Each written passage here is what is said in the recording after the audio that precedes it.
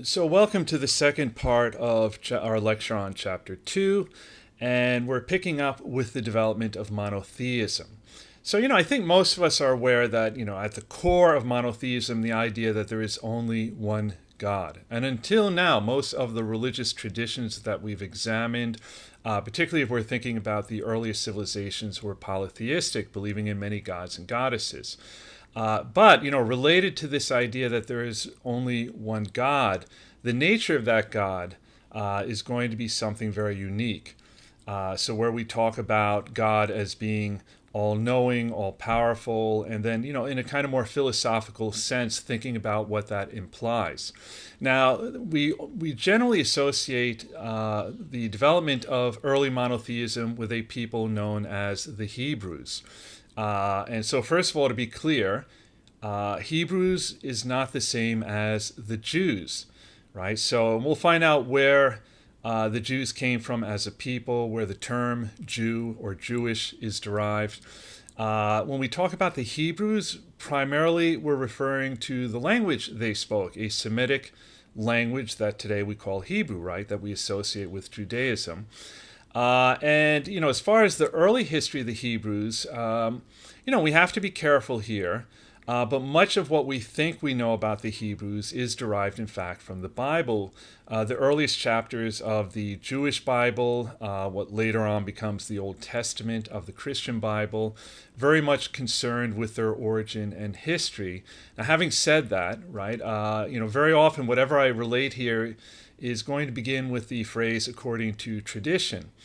The Bible is a legitimate primary source, kind of a source of information about the past, but is what we call an interested source. And we already had this kind of discussion around, the story of Exodus, of the Hebrews supposedly becoming slaves in ancient Egypt and then eventually being liberated by a fellow called Moses.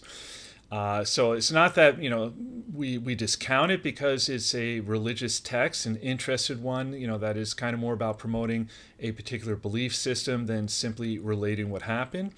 But as a historian, it would be really great to have other kinds of sources corroborating what the Bible tells us.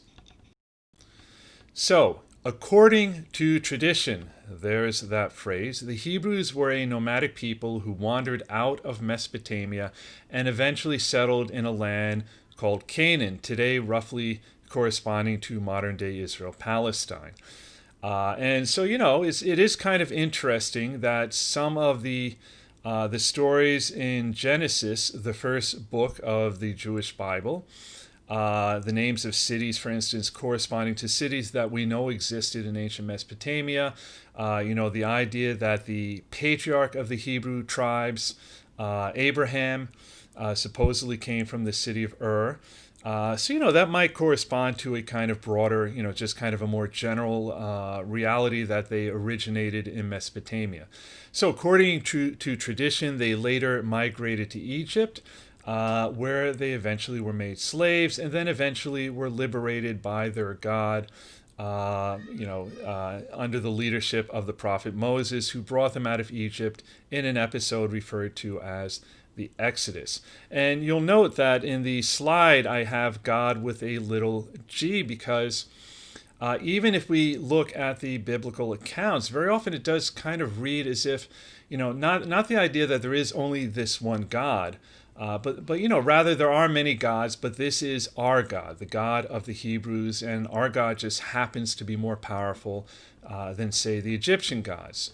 So it isn't clear that they're denying the existence of other gods and goddesses, but rather promoting the idea that, this is a kind of tribal God that looks out for the Hebrew people. And eventually then kind of, if we look at the biblical accounts, we see kind of a shift to where rather than talking about, one very powerful God amongst many, there is in fact only the one God. And, just by, I keep saying how even the biblical accounts would seem to kind of relate that. Some of the earliest terms that you find in Hebrew, in the earliest parts of the Jewish Bible, the names for God are actually, for instance, plural. So, for instance, the term Elohim, often referring to God, actually, grammatically speaking, is a plural noun. And so here we see kind of, the scene depicting, Moses parting the Red Sea.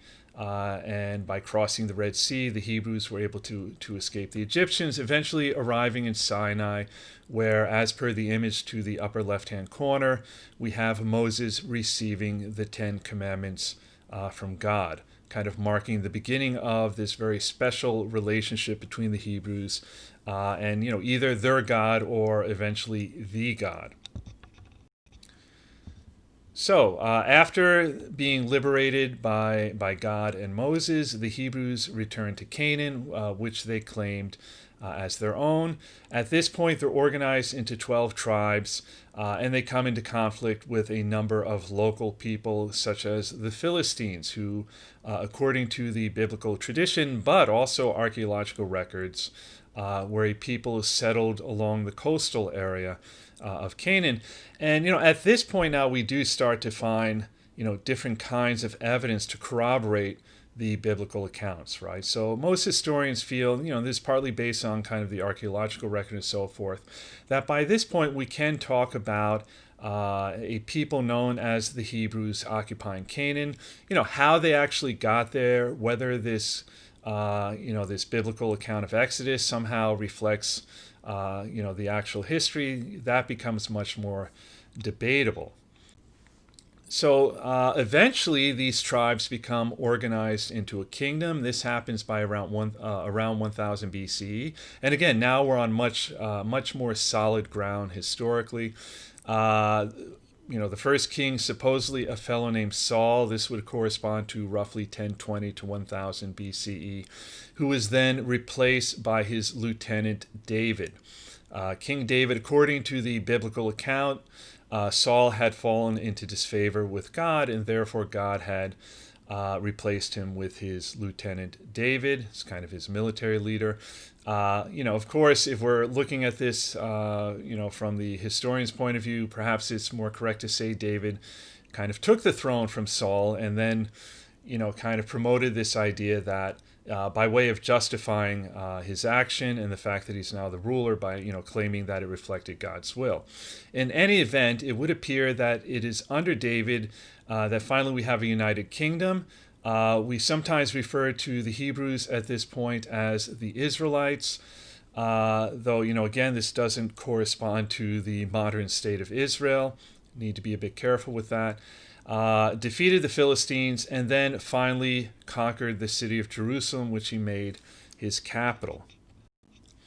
Now, according to the biblical tradition, and there very well might be some truth to this, David had the ambition of building a temple on a particular holy site in Jerusalem to honor the Hebrew God. But supposedly, by this point, he had fallen into disfavor with God. I mean, this is the biblical story. And therefore, God kind of denied him the glory of building the temple. And that eventually fell to his son Solomon. So Solomon ruling this kingdom between 970 and 930.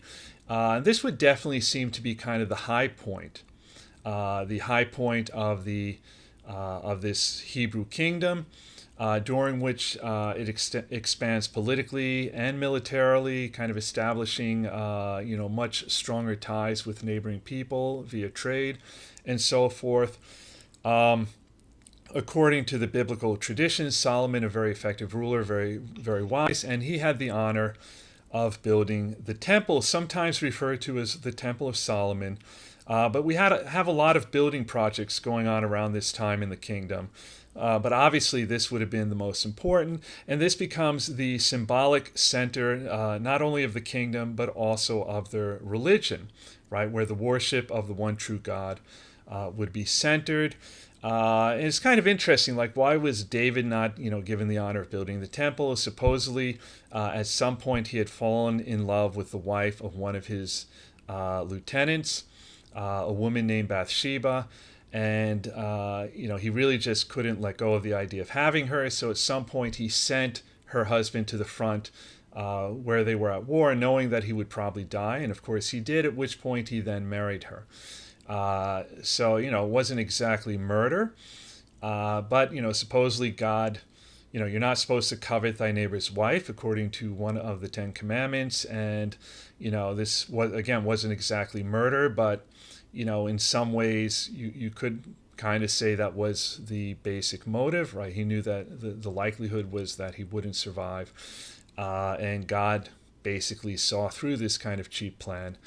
And that was his punishment, that he never was allowed to build the temple.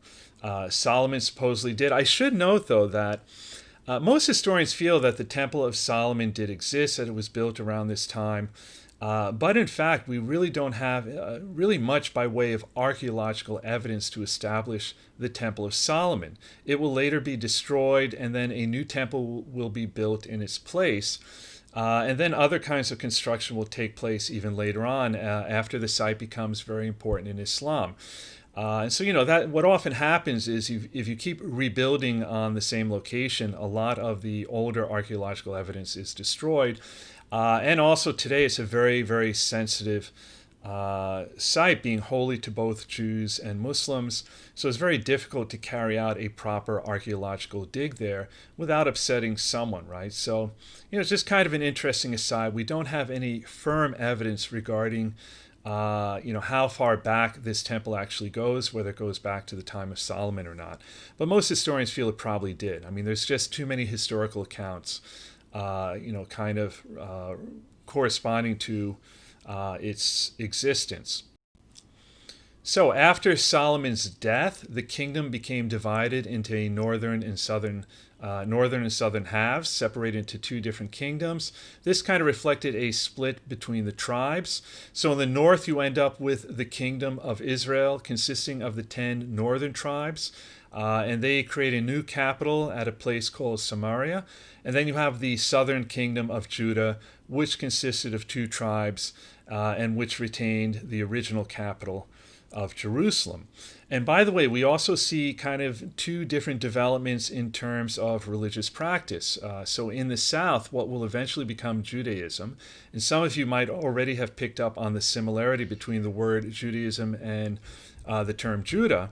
And in the north, what will become known as the Samaritan religion. And some of you familiar with the stories of Jesus from the New Testament of the Christian Bible, might remember that there are a number of different encounters with a people called the Samaritans, right? So the Samaritan religion, in many ways, very similar to Judaism. In fact, it still exists, though there are very, very, very few Samaritans left, somewhere in the neighborhood of about 600.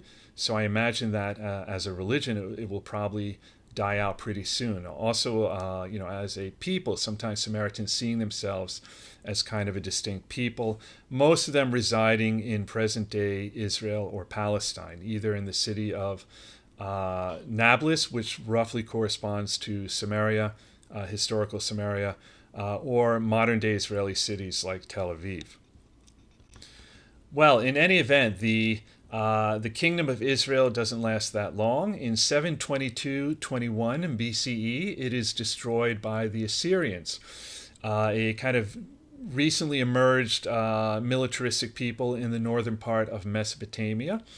And this also kind of corresponds to the appearance of individuals known as prophets, who basically tell the Israelites that if they don't change their ways, as many of them were starting to worship other gods or were, engaging in practices that God frowned upon, that if they didn't change their ways, they would be destroyed. And sure enough, this is what happened.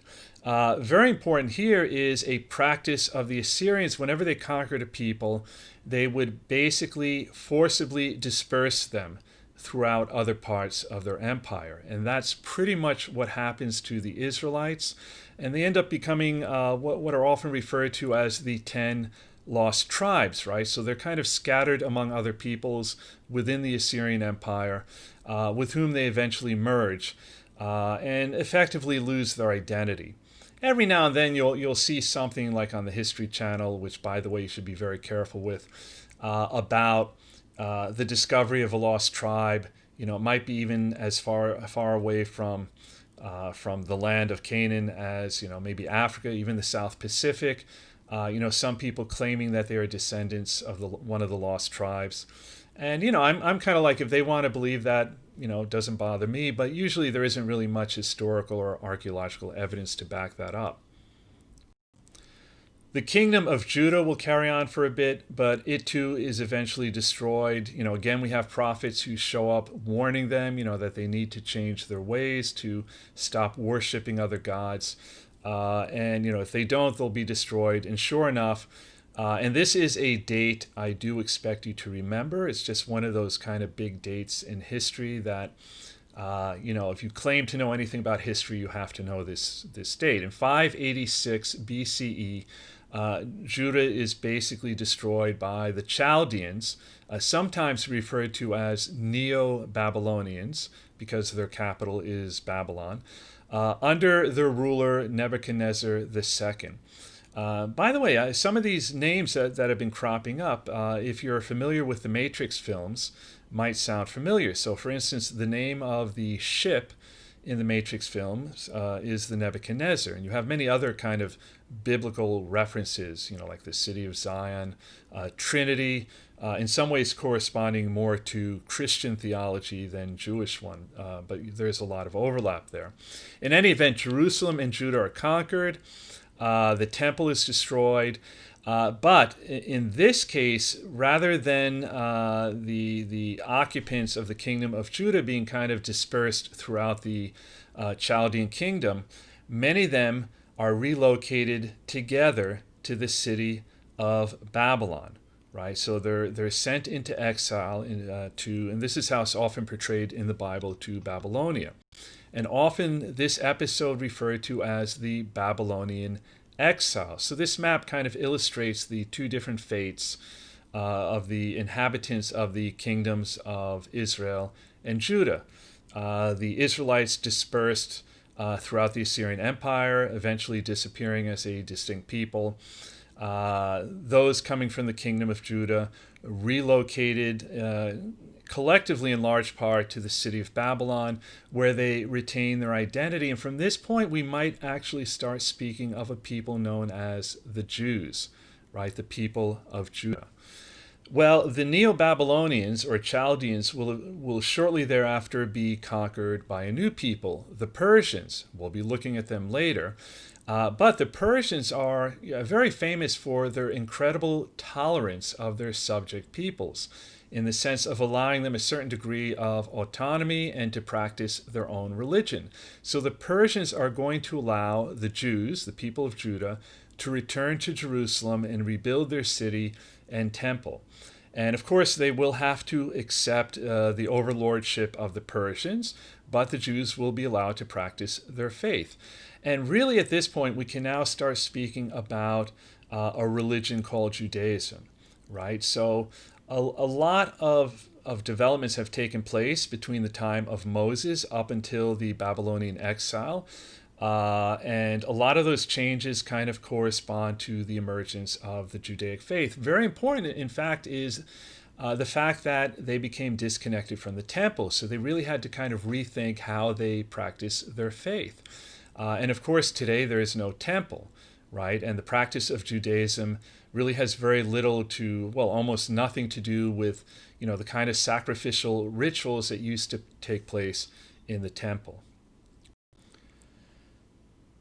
And I think at this point we can talk about a religion called Judaism and, the fact that it is in fact a monotheistic faith, right? So when we talk about the Jews being the first monotheists, we really mean kind of at this particular point, right? The Jews are not the same thing as the Hebrews, right? And again, if we talk about the Israelites' religion such as it existed at the time of, say, Moses, it has changed a lot up until this particular point, right? Many historians believing that the early Israelites, in fact, worshiped many gods, that, the one true God originally perceived as simply a kind of super tribal God, maybe superior to other gods, but not necessarily denying that other gods existed, right? The name they used was Yahweh as then he would have been the chief God of Israel.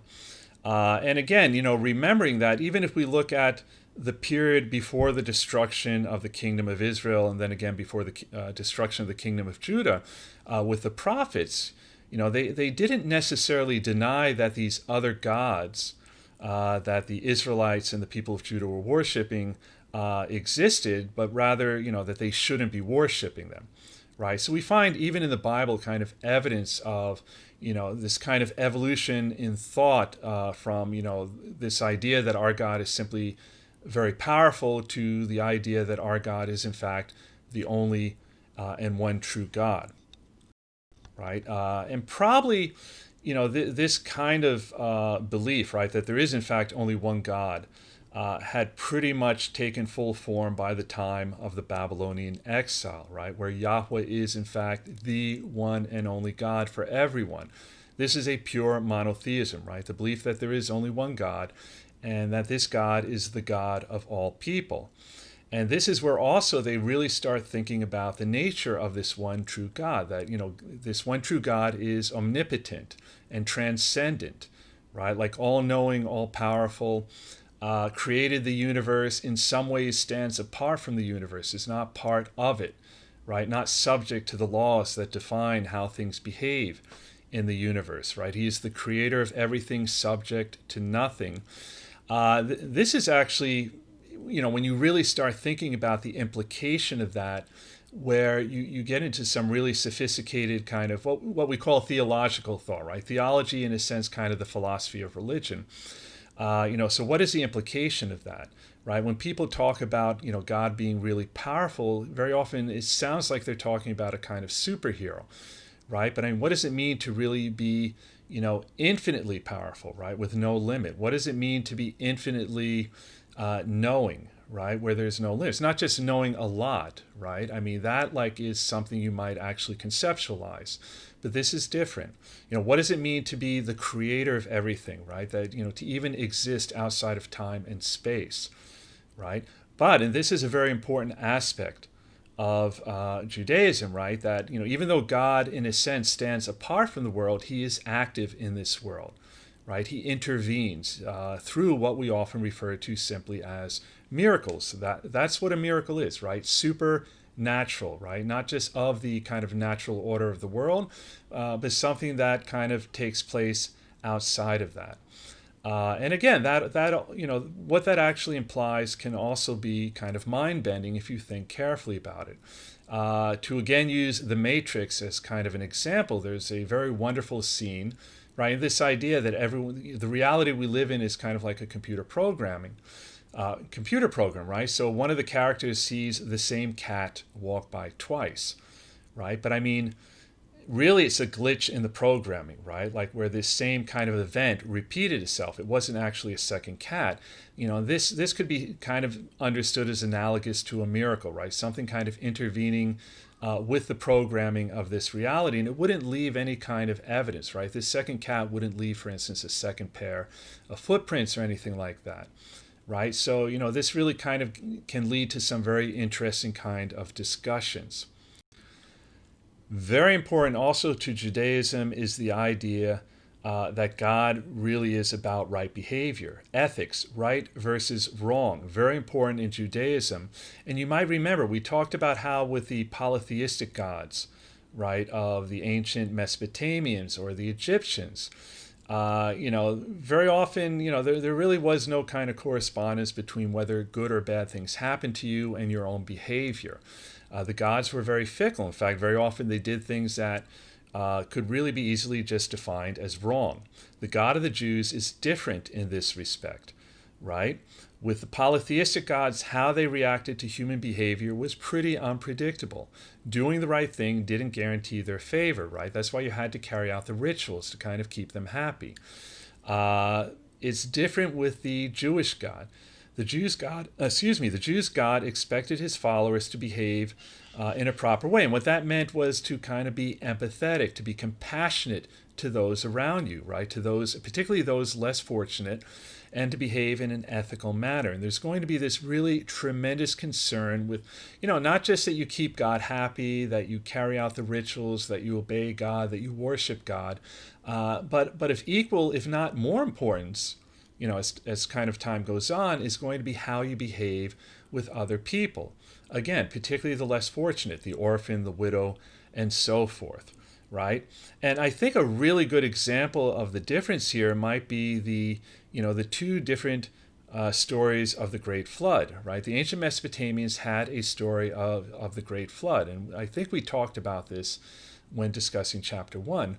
In their story, the gods destroyed humanity simply because, well, one of them basically, because humans had become too noisy and were keeping him awake, right? Which, as much as you might be thinking, gosh, I have some neighbors who I feel like doing the same thing to, but that I think most of us would agree that is not a good reason for wiping out the entirety of humanity. I mean, of course, in the end, one person was saved, but only because the other gods and goddesses intervened and said, whoa, I think you're going a little too far. In the biblical account, humankind is wiped out because they had become wicked. They really had it coming to them. And that is kind of at the heart of the story. And I think that kind of nicely illustrates the difference, between this Judaic or monotheistic God and the polytheistic gods and goddesses of these earlier civilizations. Now, the Jews also believe that they have a kind of special relationship with God, a covenant, right? And this kind of idea really became prominent during the Babylonian captivity, which is also when the Jewish Bible really kind of approached its present day form, right? And again, a lot of this had to do with the fact that the temple was destroyed, so they really had to kind of work out, exactly, how do we express our faith? What are our practices? We no longer have the temple, so it can't be connected to that. What is it we believe? And what is, kind of our history, which helps us to preserve our identity, right? So all of this was about helping Jews maintain their faith, and especially that they shouldn't adopt the religious practices of their neighbors, the Babylonians. So the main theme that came out of this was the need to obey God, right? And this is the covenant, right? A covenant is a kind of contract, right? And contract usually, quid pro quo, if you will, right? Like, one party agrees to do something in return, the other party does something favorable to them, right? So here, the Israelites promised to obey God, and in return, God would take special care of them. And central to obeying God was the law, right? The covenant could only be fulfilled through obedience to God's way, and that was defined primarily by the Ten Commandments, right? That was kind of at the heart of it. The Ten Commandments received by Moses, which later had been put in a special ark and had been kept at the temple, at some point disappearing. Historians, of course you could question whether these exact stone tablets supposedly created by God actually existed, but it would seem at some point they were lost, subject of popular films like Raiders of the Lost Ark. But in any event, right, the Ten Commandments, the content of these stone tablets would be retained, right? And you can see, and some of you are probably familiar, right? So these are kind of defining basic principles of behavior. You shall not worship, you shall obey God, you shall not worship other gods, false idols, and so forth. So some of them really pertaining specifically to how you behave towards God. But, by the way, many of them about how you behave with other people. Thou shalt not murder, thou shalt not lie, thou shalt not covet thy neighbor's wife, or, basically things and so forth, right? Supposedly received during the Exodus at Mount Sinai. Well, leading up to the Babylonian captivity, clearly the Israelites did not always obey God, nor did they always follow the law.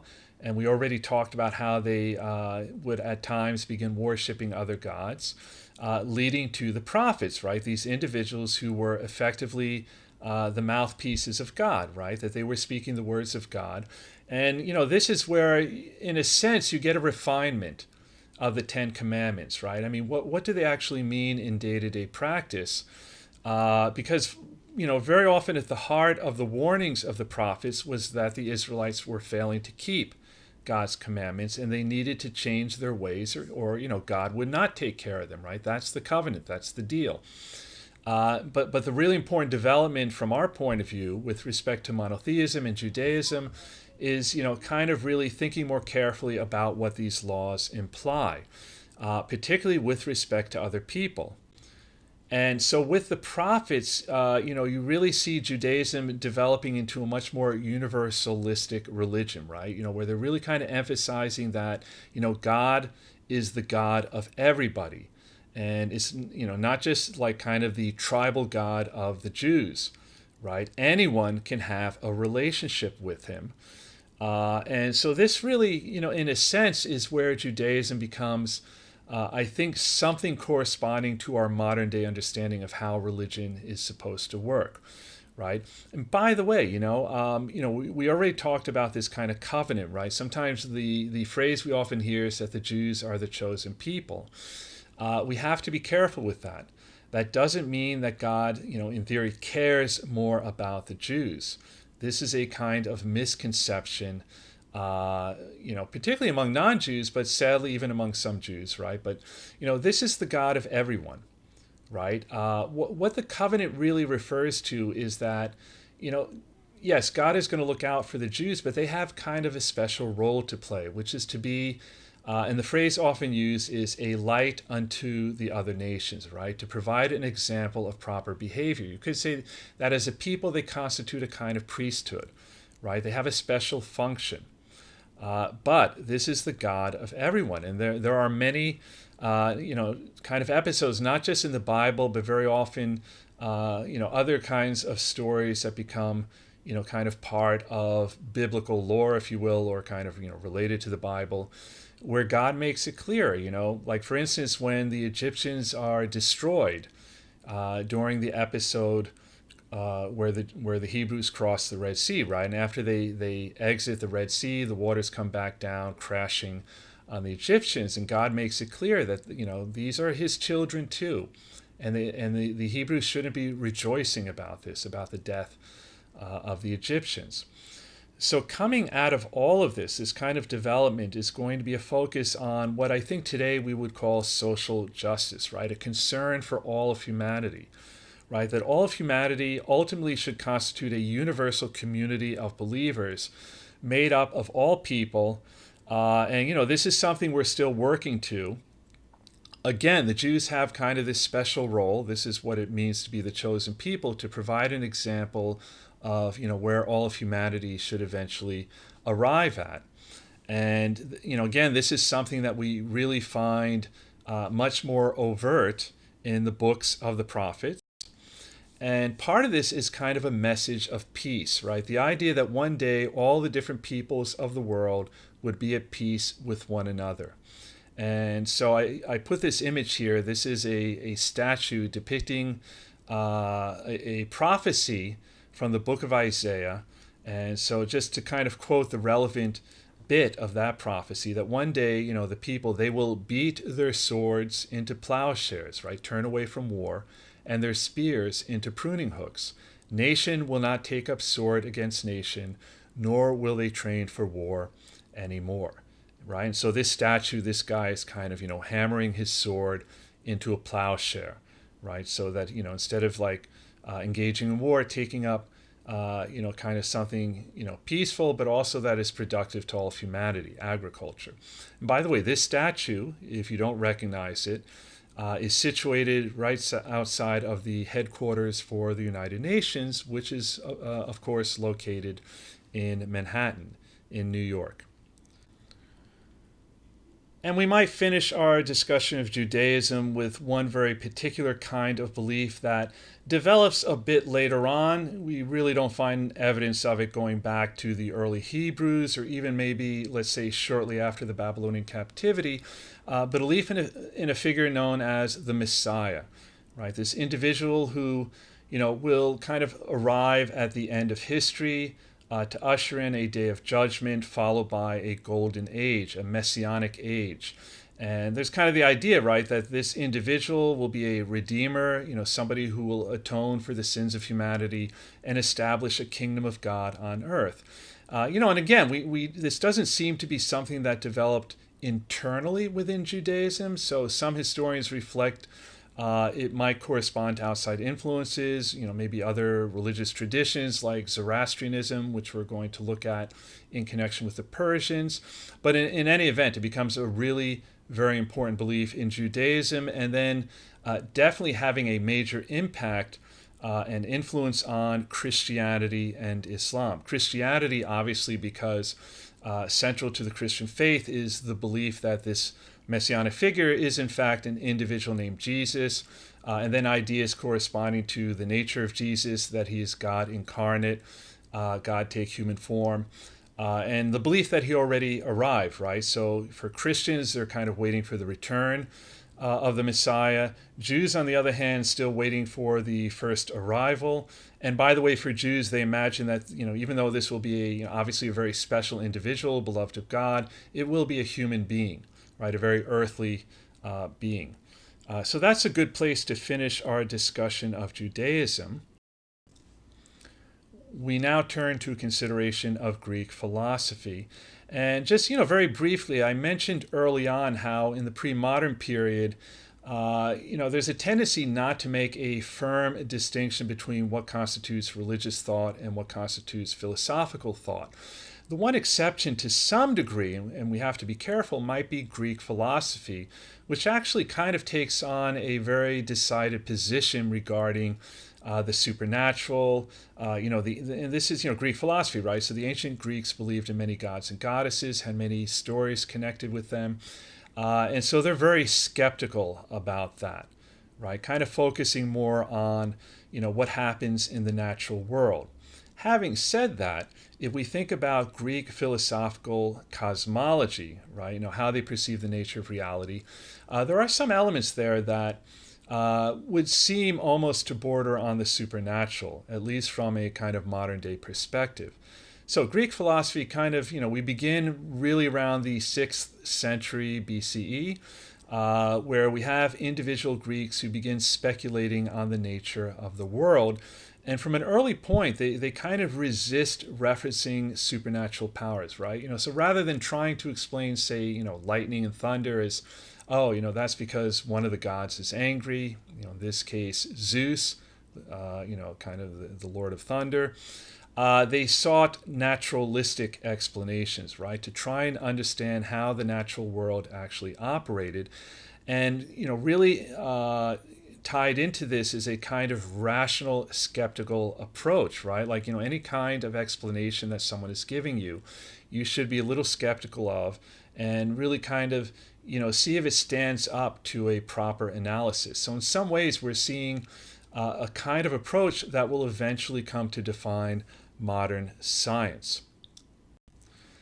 And almost immediately we see a kind of payoff, right, in the sense of, developing a reliable body of knowledge about different kinds of developments, right? So, for instance, we see, a lot of really important developments with respect to medicine, beginning with a figure named Hippocrates, who studied disease and human ailments, but really tried to understand, like kind of the pathology of disease and, then how best to treat it. Right, we often think of Hippocrates as kind of the, laying the foundation for modern medical practice, right? Hence, doctors today have to take something called the Hippocratic Oath, that they, will do no harm even by, not treating someone, right? That they have to always try and preserve the health of their patients. In another individual we might mention kind of taking this approach, but with respect to historical behavior, past behavior of human societies, would be Thucydides, one of the earliest historians who tried to understand the behavior of humans, based on, kind of a rational analysis of the various accounts that were made of historical events, what we call primary sources, and, never really referring to mythology by way of explanation, but rather trying to understand developments based on human motives. Probably most important would be developments related to what today we would call the natural sciences, right? Kind of how nature actually operates. So the Greeks would apply this approach also to trying to understand the origin of things, like the origin of the world or the origin of living things and human beings. It's really interesting that a fellow named Anaximander actually came up with what eventually today we would recognize as evolutionary theory, right? A kind of evolutionary scheme to explain the origins of human beings. He even argued that humans went through several stages, including that of a fish. And, this is without the benefit of much of the technology that we have in the present day, right? So no knowledge of, kind of the, how genes operate or things operate at the cellular level. So he pretty much got it right, at least the essence of it. Now, as I mentioned, though, we're thinking of Greek cosmology in connection with Greek philosophy. Kind of some aspects of how they perceive reality would seem to extend to the supernatural, right? So, for instance, Heraclitus of Ephesus came up with this idea of something called the Logos, which really, for all practical purposes, operates exactly the same way as the Tao in Taoism or the Brahman in Hinduism, right? This kind of idea that beneath our ever-changing reality, there is some kind of deeper, much more real reality that is unchanging, right? So we argue that everything within, the reality that we experience on a day-to-day basis is constantly in motion, and in some ways, that makes it unreal. It's impermanent. Nothing is going to last. And this is very similar to how the Tao is conceived in Taoism or the Brahman in Hinduism, right? This absolute kind of deeper reality. Change ultimately is not real. It's an illusion of the senses, right? Reality is fixed and unchanging. And related to this, kind of the idea developed that nothing could be created out of nothingness. So they kind of decided there is no origin of the universe. There is no kind of before the universe when nothing existed, right? This kind of deeper, unchanging principle of the Logos is eternal, without beginning and without end. And, to our ear, our modern day ear, that sounds almost a bit more like a kind of religious belief than a philosophical one. Now, if we're talking about Greek philosophy in terms of its impact on human society, and in this case, ancient Greek society, very important would be the development of Sophism, right? Or Sophists. Sophists were traveling teachers who basically taught rhetoric, which is how to argue effectively, right? So rhetoric is not about the content of what you're saying, whether what you're saying is factually correct or you're constructing a logical, rational argument, has rather to do with, kind of how you present it, that it is convincing, right? It could be more kind of certain mannerisms you adopt, the tone that you use, and so forth. Today, and so sometimes today we refer to an argument as being Sophic, meaning usually we mean something kind of critical of it in that case, right? We're kind of saying that, the substance of the argument is false, but is presented in this very convincing way that, ultimately confuses people into believing things that they shouldn't. Sometimes the ancient Greeks saw it that way too, but they generally valued rhetoric, right? It was actually considered that, through rhetoric, you actually help people to think more about what they believed, right? To be kind of more analytical. So kind of using rhetoric to challenge conventional beliefs that people usually just took for granted as being true, right? So, you should also use proper logic and reasoning, right? You're analyzing human beliefs and institutions, right? But the main idea is that you're trying to get people not to take things for granted, right? To really question their beliefs. So for instance, the laws that we have on the books, are these really in accord with nature? Do they reflect some kind of, deeper understanding of right versus wrong that's part of the fabric of the universe? Or are they simply arbitrary agreements between people, right? So, you might find, in one city they have certain laws that are the complete opposite of laws that you find in another city. And who's to say which are right and which are wrong? One sophist named Critus really took this idea to the limit. He argued that the law was simply a way for the weak to control the strong. So he's kind of saying, the laws are completely arbitrary. It's just something invented by a certain group of people in order to allow them to maintain control, particularly against people who otherwise, either by their own virtue or by, sheer numbers, would have been stronger. One really important development with respect to Critias is his arguments were so powerful that those who might disagree with it felt compelled to come up with equally powerful counter-arguments, and this would actually lead to the three greatest philosophers, at least as we understand it today, of ancient Greece. And so they kind of come in sequence. And in fact, in each case, one was the mentor to the one following, right? So one would be the mentor, the other the disciple, and then that disciple would become the mentor to someone else. So we begin with Socrates, who lived between 469 and 399 BCE. So he was an Athenian from Athens. And in fact, Socrates left behind no writings. So pretty much everything we know about him came from his disciple or pupil, Plato, meaning that we have to be careful, in the sense that some of the things that Plato attributes to Socrates perhaps reflect more Plato's own thinking. As far as we know, Socrates was by profession a stone mason, right? So philosophy was something he kind of did with his free time. Now, probably the most important thing about Socrates isn't any particular idea he came up with about, the nature of the universe or human society or government or, any particular topic, but rather his approach. He developed something called the Socratic method, which was basically a kind of question and answer technique he used to try and help his pupils reason things out for themselves. Right? So, if you ask Socrates a question, he would usually respond with a very targeted question designed to kind of nudge you in the right direction with respect to your own thinking. Right? So, eventually you would respond and then come up with a new question. Then he would respond with another one. As you might imagine, this could drive you completely crazy.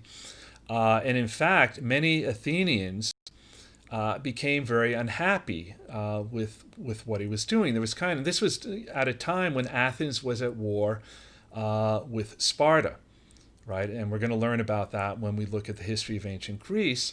During a time of war, maybe you don't want some guy going around getting people to question things like whether they should obey the leaders of their city or whether, this war was appropriate or correct. So he eventually ran afoul of many of his fellow Athenians who accused him and then eventually convicted him of corrupting Athens' youth.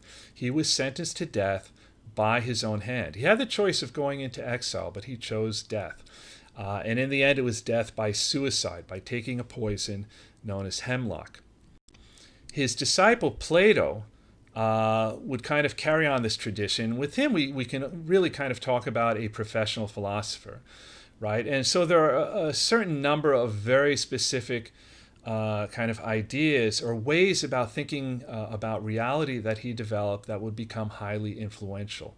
So first of all, he developed the concept of ideas or ideal forms, right? He argued that there existed a higher world of eternal, unchanging ideas or forms. This is obviously influenced by this concept of the logos. So it's kind of hard to explain what that means, but for instance, he would be kind of saying, like, if you look around you and you see all these different horses, the reason why we consider them as belonging to the same category is because there is this kind of ideal, in some ways even more real form of horse, right? And to some degree, these different animals that we're looking at, right, these kind of, actual horses that we see in front of us, we call them horses because to some degree or another, they approximate this ideal of horse. And this could also apply to non-physical forms, right, like kind of ideals like justice, for instance, or love.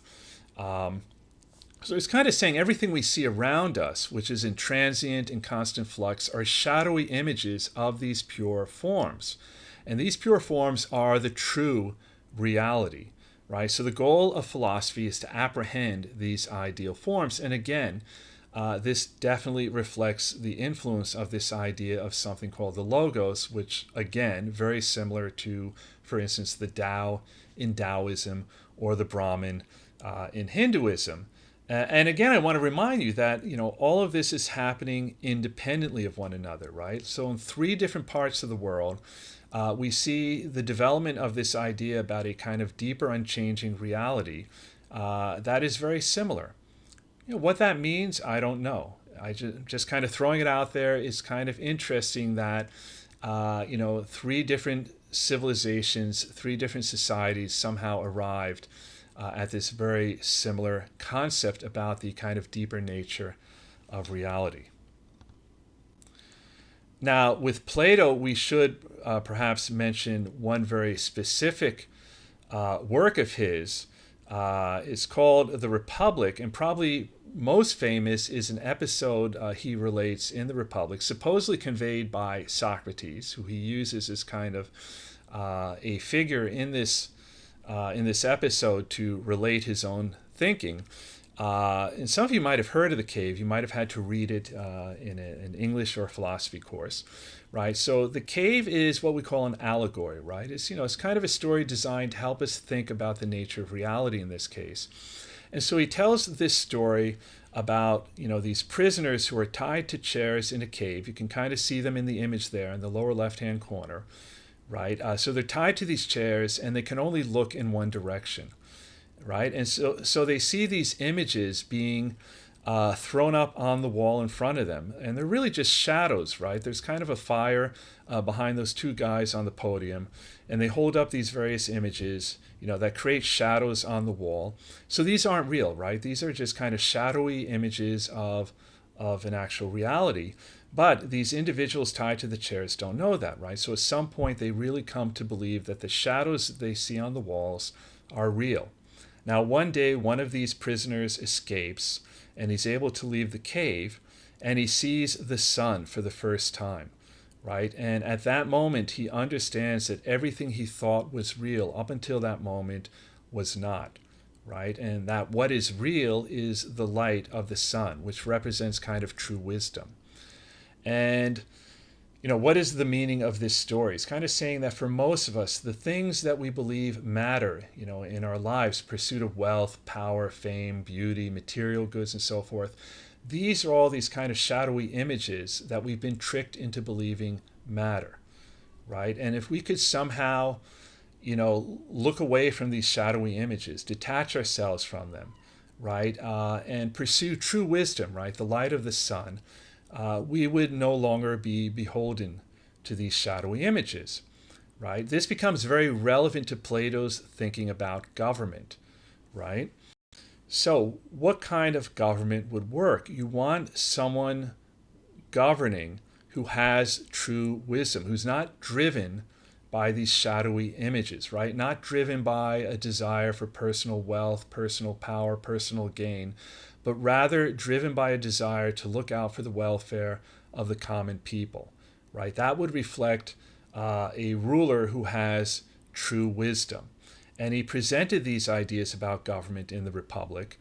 And based on this, he really decided that the ideal state would be ruled by someone he called a philosopher-king, right? This is someone who is all-wise, right? So, the philosopher part, motivated by a desire for wisdom rather than power, but who as king has absolute power, right? So it might interest people to know that, especially given that he was an Athenian, where you had democracy, and again, we'll talk more about that when we look at the history of Greece, but Plato did not support democracy. He really saw it as a kind of mob rule.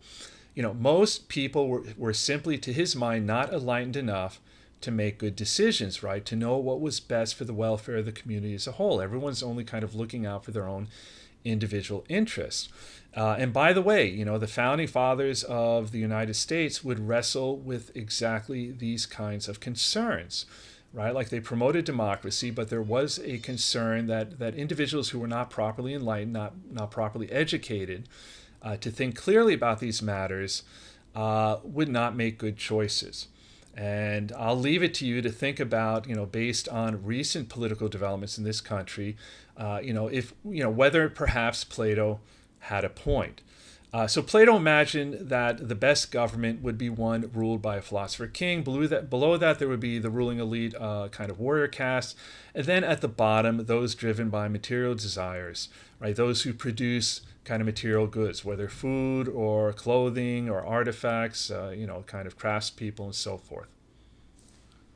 Finally, we have Aristotle, who was a pupil of Plato. He lived between 384 322 BCE. And this is where, by the way, philosophy really becomes, kind of, full-blown profession. Aristotle will establish a school known as the Academy. And Aristotle, in many ways, rejecting Plato's theory of ideal forms.